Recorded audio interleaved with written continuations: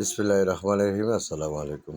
যখন আপনার প্রতিবেশী অনেক টাকার মালিক হয়ে যায়, তখন সে রাষ্ট্রীয় আইনের টাকার গরমে রাষ্ট্রীয় আইনে মামলা বা হামলা করে থাকে।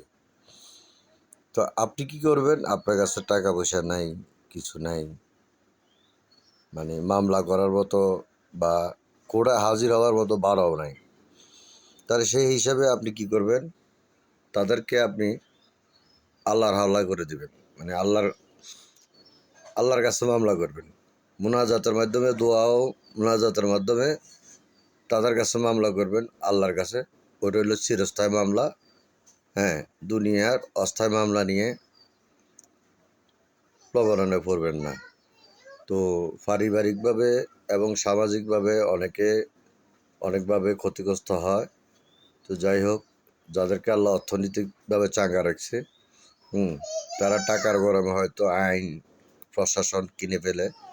তো সেই হিসাবে আপনি প্রশাসন কেনার দরকার নাই, আইনও কেনার দরকার নেই। আপনি আল্লাহর কাছে 2 ফোঁটা চোখের জল ফেলে দোয়া কলমা পড়ে মোনাজাতের মাধ্যমে আপনি মামলা করে দিবেন। দেখবেন আল্লাহ এটার রেজাল্ট ইনশাল্লাহ দিবে, যদি আপনি নেককার ও মমিন হয়ে থাকেন।